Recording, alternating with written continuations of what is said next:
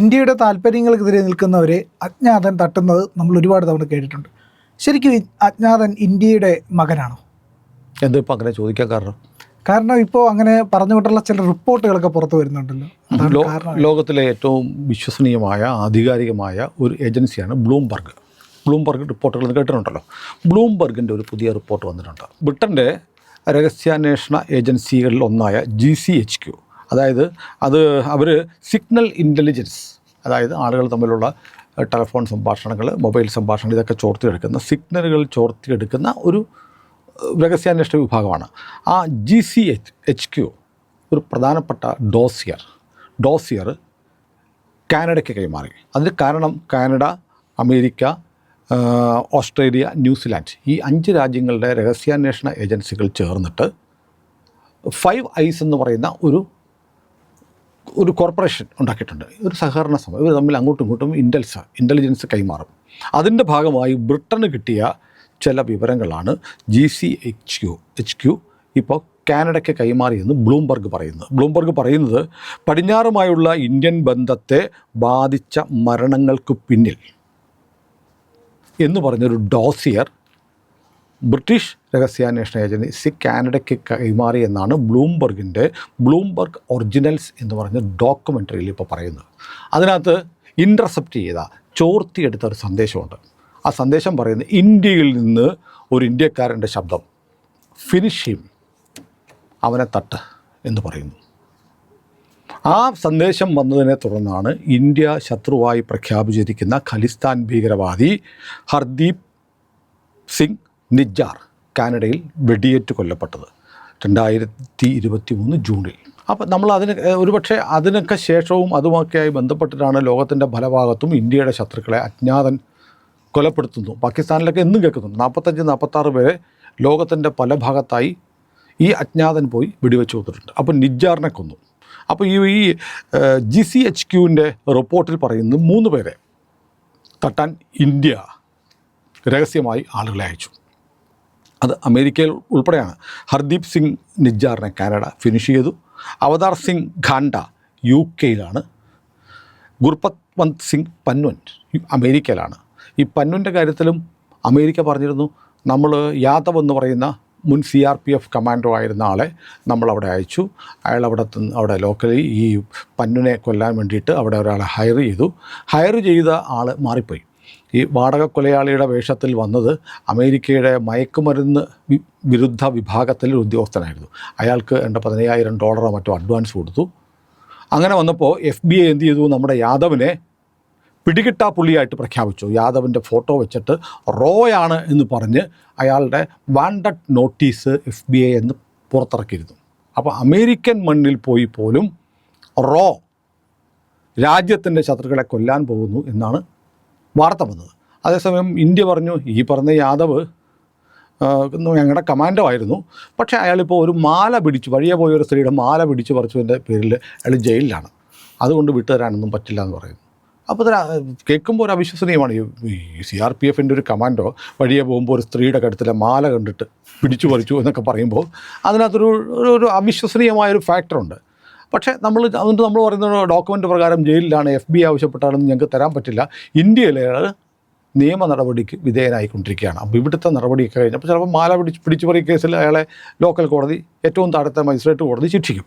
അപ്പോൾ അയാൾ എന്ത് ചെയ്യും, അയാൾ ജില്ലാ കോടതിയിൽ അപ്പീൽ പോകും. ചിലപ്പോൾ അവിടെയും ശിക്ഷിക്കും. അയാൾ ഹൈക്കോടതി അപ്പീൽ പോകും, അവിടെയും ശിക്ഷിക്കും. അപ്പോൾ പുള്ളി സുപ്രീം കോടതി പോകും. ഇതാണ് കോഴ്സ് ഓഫ് ലീഗൽ പ്രോസസ്സ്. ഇത്രയും കാര്യങ്ങൾ കഴിയാതെ വിട്ടുതരാൻ പറ്റില്ല എന്ന് പറഞ്ഞാൽ പച്ച മലയാളത്തിൽ വിട്ടുതരാൻ സൗകര്യപ്പെടത്തില്ല എന്ന് ഇന്ത്യ പറയുന്നതിന് തുല്യമാണ്. അപ്പോൾ യാദവൻ്റെ കാര്യത്തിൽ ഇങ്ങനെ പറഞ്ഞു. അപ്പം മുമ്പ് നമ്മൾ കേട്ടിട്ടില്ല, ലോകത്തിൻ്റെ പല ഭാഗത്തും പോയിട്ട് നമ്മൾ രാജ്യത്തിൻ്റെ ശത്രുക്കൾ CIA കൊല്ലാറുണ്ട്, മൊസാദ് കൊല്ലാറുണ്ട്. പക്ഷേ ഇപ്പോൾ ആ ലെവലിലേക്ക് ഇന്ത്യ മാറിയിരിക്കുന്നു. ഇന്ത്യയെ തകർക്കാൻ ഡീപ്പ് സ്റ്റേറ്റ് ശ്രമിക്കുന്നു എന്ന് പറയുമ്പോൾ ഇന്ത്യയും അത്യാവശ്യം ഒരു കൊച്ചു ഡീപ്പ് സ്റ്റേറ്റ് പോലെയൊക്കെ ആയിട്ട് ലോകത്തിൻ്റെ പല ഭാഗങ്ങളിലും രാജ്യത്തിൻ്റെ ശത്രുക്കളെ നമ്മൾ ജനുവരി 26-ന് ചെങ്കോട്ടയിൽ കർഷക മാർച്ച് എന്ന് പറഞ്ഞ് ചപ്പാത്തി സമരം നടത്തിയ ആളുകൾ ട്രാക്ടർ ഓടിച്ചുകൊണ്ട് വന്ന് ചെങ്കോട്ടയിലെ ദേശീയ പതാക മാറ്റിയിട്ട് ഖലിസ്ഥാൻ്റെ കുടി കയറ്റി. അവനെയാണ് കാനഡയിൽ വെടിവെച്ച് പോകുന്നത്. മനസ്സിലായില്ലേ? അപ്പോൾ രാജ്യത്തിൻ്റെ ശത്രുവാണ്. അതിൻ്റെ പിന്നിൽ ഖലിസ്ഥാൻ ഭീകരവാദികളെ ഫിനിഷ് ചെയ്യാൻ വേണ്ടിയിട്ട് ഇന്ത്യ ആളുകളെ അയക്കുന്നു എന്ന് ജസ്റ്റിൻ ട്രൂഡോ പ്രധാനമന്ത്രിയായിരിക്കും വലിയ ബഹളം ഉണ്ടാക്കി. ഈ ബഹളം ഉണ്ടാക്കാനുള്ള കാരണം ഇപ്പോൾ ബ്ലൂംബർഗ് പറയുന്നത് ഈ GCHQ എന്ന് പറയുന്ന സിഗ്നൽ ഇൻ്റലിജൻസ്, അത് ബ്രിട്ടനിലെ ചെൽട്ടൻഹാം എന്ന് പറയുന്ന സ്ഥലത്താണ് ഇവരുടെ ആസ്ഥാനം. അവർ കൊടുത്ത ഡോക്യുമെൻ്റ് പ്രകാരമാണ്. അപ്പോൾ അവർ ഡോക്യുമെൻ്റ് കൊടുക്കുന്നതിന് അവർ വളരെ തന്ത്രപരമായി ഇന്ത്യയും വെറുപ്പിക്കാൻ പാടില്ല എന്ന ഈ 5 Eyesൻ്റെ ഭാഗമായതുകൊണ്ട് വിവരങ്ങൾ ആർക്ക് കൈമാറണം? കാനഡയ്ക്ക് കൊടുത്തേ പറ്റുള്ളൂ. അതുകൊണ്ട് അവർ പറഞ്ഞു ഇത് ഞങ്ങൾ ബൈ ഹാൻഡേ തരത്തുള്ളൂ, നിങ്ങളുടെ ആൾ നേരിട്ട് വന്ന് ഞങ്ങളുടെ ഇത് മേടിക്കണം. ഇത് ഇലക്ട്രോണിക് ഡോക്യുമെൻ്റ് ആയിട്ടോ റിട്ടേൺ ഡോക്യുമെൻ്റ് ആയിട്ടോ തരത്തില്ല. അത് ഞങ്ങൾ സിഗ്നൽസ് ഇൻ്റർസെപ്റ്റ് ചെയ്യുന്ന ഏജൻസിയാണ്, നമ്മൾ എടുത്തിരിക്കുന്ന ടെലിഫോൺ കോൺവെർസേഷനാണ്, അത് തരാം എന്ന് പറഞ്ഞു. എന്നിട്ട് ഇത് ആരെ വിളിച്ചതാണ് എന്നത് ഒരുപക്ഷെ GCHQക്ക് അറിയാം. പക്ഷേ ആരുടെ കോളാണ് വന്നത്, ഏത് നമ്പറിൽ നിന്നാണ് വന്നത്, ആർക്കാണ് വന്നത് തുടങ്ങിയ കാര്യങ്ങൾ GCHQ പറയുന്നില്ല. അപ്പോൾ ഒരു പ്രധാനപ്പെട്ട കാര്യം, അപ്പോൾ രാജ്യത്തിൻ്റെ ശത്രുക്കളെ കൊല്ലുന്ന, ലോകത്ത് എവിടെ പോയാലും അമേരിക്കയിലാണെങ്കിൽ പോലും അവിടെ പോയി തട്ടുന്ന ഒരു ഏജൻസിയായിട്ട് ഇന്ത്യൻ ചാര സംഘടനകൾ മാറിയിരിക്കുന്നു, അല്ലെങ്കിൽ ഇന്ത്യ ഗവൺമെൻറ് അങ്ങനെ മാറിയിരിക്കുന്നു. മുമ്പ് നമ്മളങ്ങനെ കേട്ടിട്ടില്ല. നരേന്ദ്രമോദി വന്നതിന് ശേഷം രാജ്യത്തിൻ്റെ സുരക്ഷയ്ക്കും രാജ്യത്തിൻ്റെ താല്പര്യങ്ങൾ സംരക്ഷിക്കാൻ വേണ്ടിയും എടുക്കുന്ന എല്ലാ തരത്തിലുമുള്ള മാറ്റങ്ങൾ, ആ കാര്യത്തിലുള്ള നയപരമായ മാറ്റങ്ങൾ. പണ്ട് നമ്മളെ നമ്മൾ കരഞ്ഞുകൊണ്ട് വീട്ടിൽ വന്നിരുന്നൊരു മൂലക്കിരുന്ന് കണ്ണീര് തുടയ്ക്കുന്ന അവസ്ഥയാണെന്നുണ്ടെങ്കിൽ പ്രധാനമന്ത്രി എന്താ പറയുന്നത്?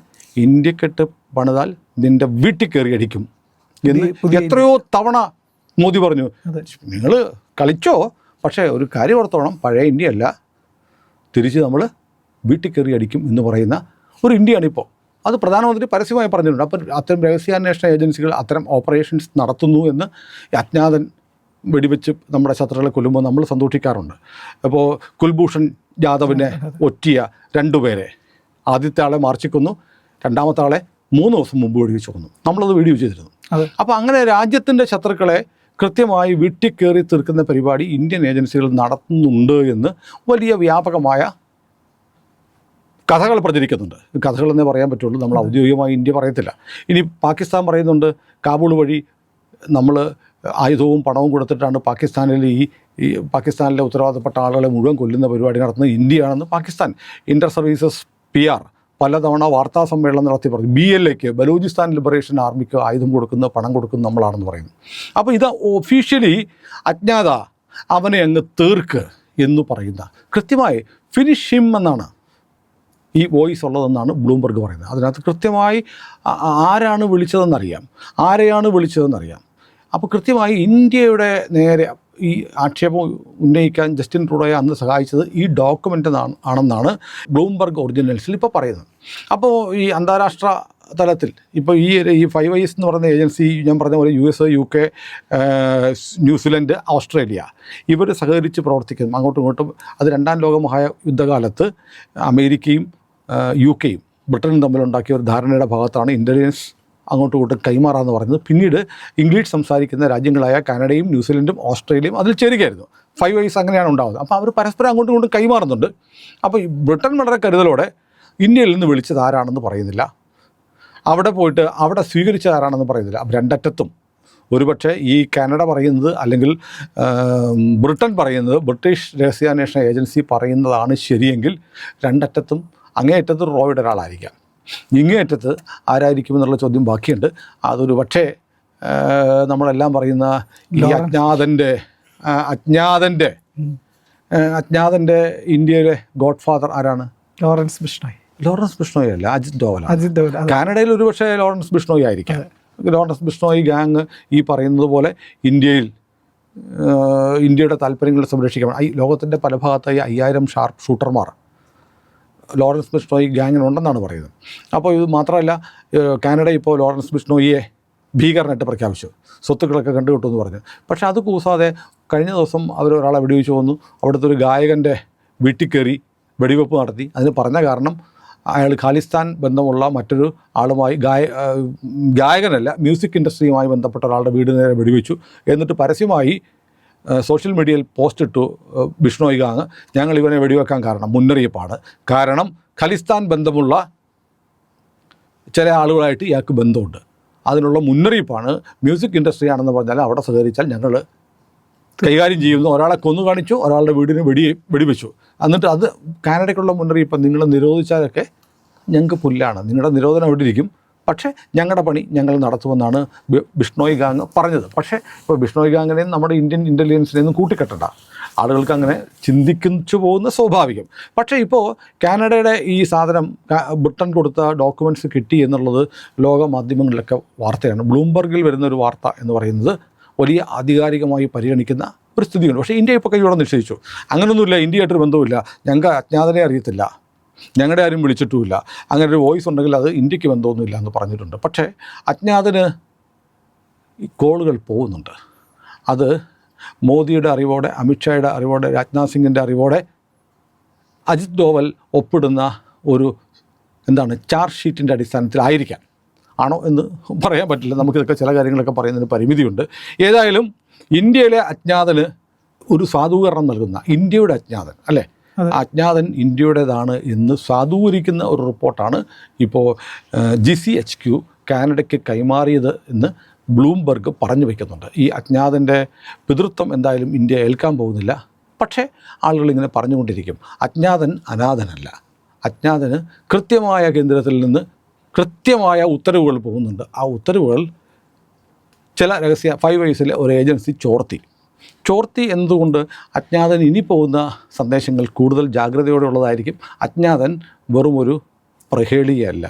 ആ പ്രഹേളികയ്ക്കുള്ള ഉത്തരം അന്വേഷിക്കുന്നുണ്ട്. അമേരിക്ക അന്വേഷിക്കുന്നുണ്ട്, UK അന്വേഷിക്കുന്നുണ്ട്, കാനഡ അന്വേഷിക്കുന്നുണ്ട്, ന്യൂസിലൻഡ് അന്വേഷിക്കുന്നുണ്ട്, ഓസ്ട്രേലിയ അന്വേഷിക്കുന്നുണ്ട്.